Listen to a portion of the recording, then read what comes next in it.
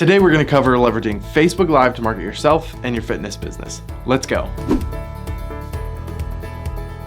Hey there, my name is Daniel and welcome to another video on Uscreen Health and Fitness, where we help you make more money with your fitness content online. If this is your first time here and you want to learn how to make more money doing what you love with fitness, go ahead and start now by subscribing and clicking the bell so you don't miss anything. Facebook's been around for a while now. I think I first joined the platform way back in 2007, maybe even 2006, which seems like a lifetime ago to most of us.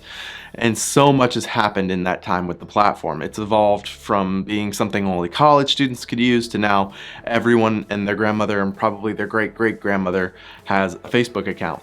And then Facebook Live was introduced to the platform a few years ago and quickly became the #1 video streaming service on the internet. Now with over 2 billion, yeah, that's with a B, monthly users, Facebook is a massive platform and opportunity regardless of your personal feelings about it and the company that runs it. On average, active Facebook users spend about 35 minutes a day on the platform. So there's plenty of opportunity to reach new people on Facebook, engage the ones that you already have, or do a little bit of both.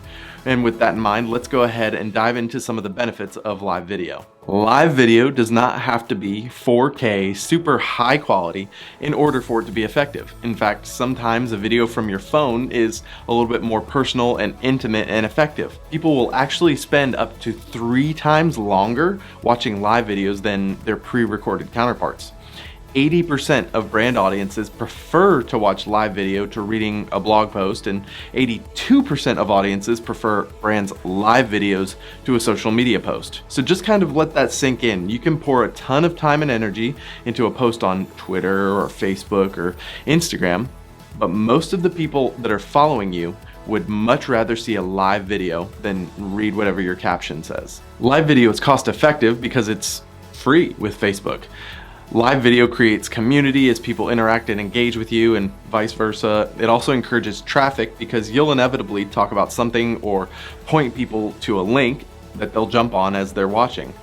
And the best part is that it doesn't have to be deep and super thoughtful content. Now, that's not to say you shouldn't put effort into it, but BuzzFeed held people's attention for 40 minutes by doing a live video of them trying to determine how many rubber bands it would take to make a watermelon explode.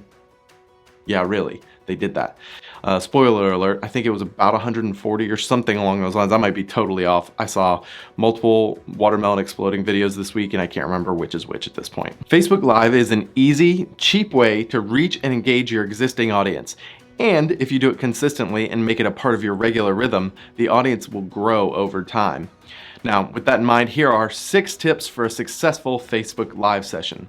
First up, be authentic. To be honest, I hesitated to put this in here. It's cliche, but it's important and I think worth mentioning, even though it should go without saying. Live video is more intimate and personal, while pre-made content, it's easier to control the vibe and the tone and the aesthetics. You're gonna have a much harder time manufacturing that in a live video. So you'll be best served by being authentic and transparent in these scenarios. Don't be afraid to let your personality shine as your audience knows it. Crack a joke, show them something personal, let informal things happen, and show them kind of behind the scenes and what you're looking forward to this weekend, but just don't overthink it and be yourself. Number 2, engage with your audience. Don't go live on Facebook with a script, read it, and then sign off.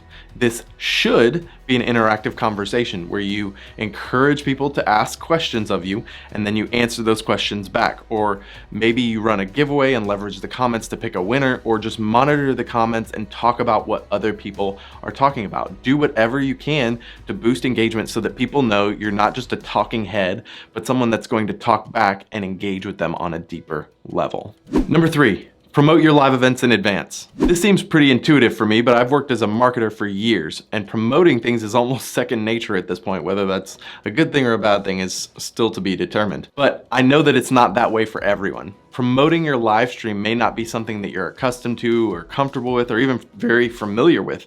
But if you just go live without telling anyone, your audience is going to be minuscule if you have one at all. Let people know what day and what time, including the time zone that you're planning to go live. Post about it on social media. If you go live at the same time every week, then mention it in your content. Tell people where to go, at what time, and what to expect. If you build it, they will come. Is that a reference people still understand? Maybe? Hope so. Number 4, Have talking points prepared. As I mentioned before, don't write a script for your live events. If you read from a script live, people are going to notice and they're going to call you out, and that's not going to be fun for anyone. Facebook Lives are supposed to be more informal, so you shouldn't go live to just go live, but you should have talking points and a purpose to achieve by doing this live, and talking points that are going to get you there.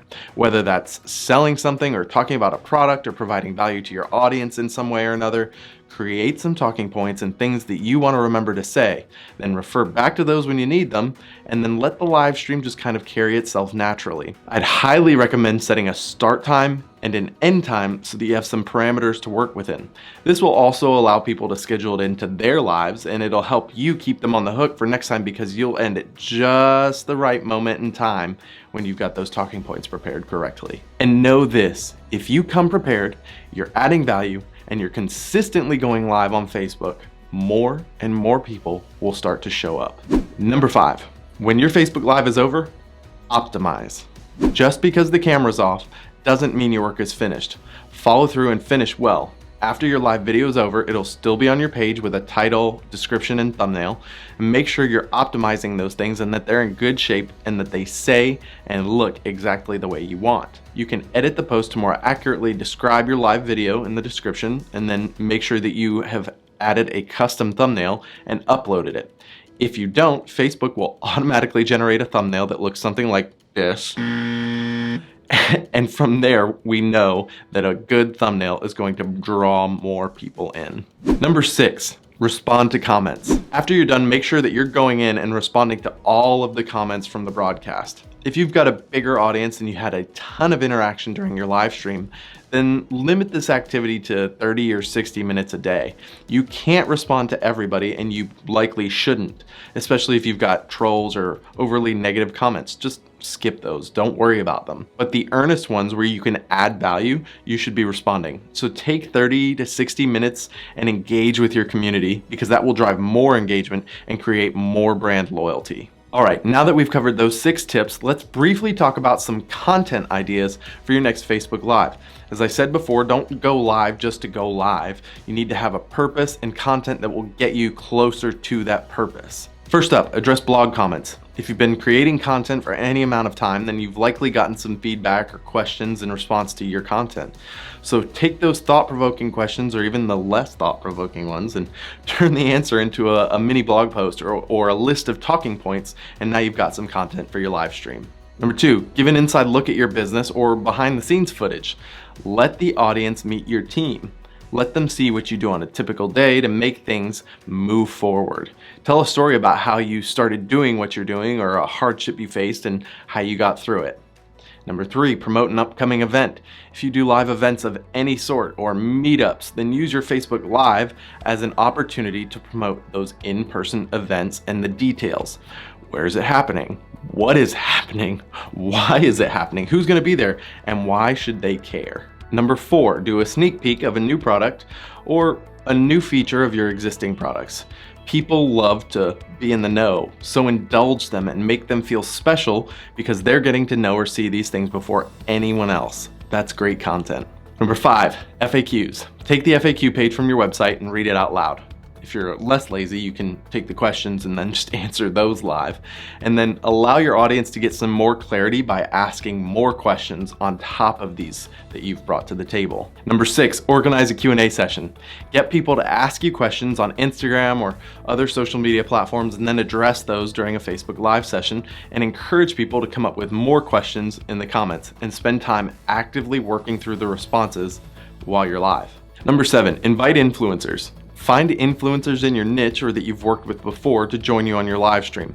Talk about why they do what they do and why they like you or your product, or even why they decided to join for this live stream. I'd highly recommend coming up with a list of questions relevant to the discussion that will paint both of you in a good light. Invite engagement from the audience, and then act as the facilitator for the questions that come in for you and the influencer. 8, test or review a product. If you've got products of your own, then do a demo of it live for your audience.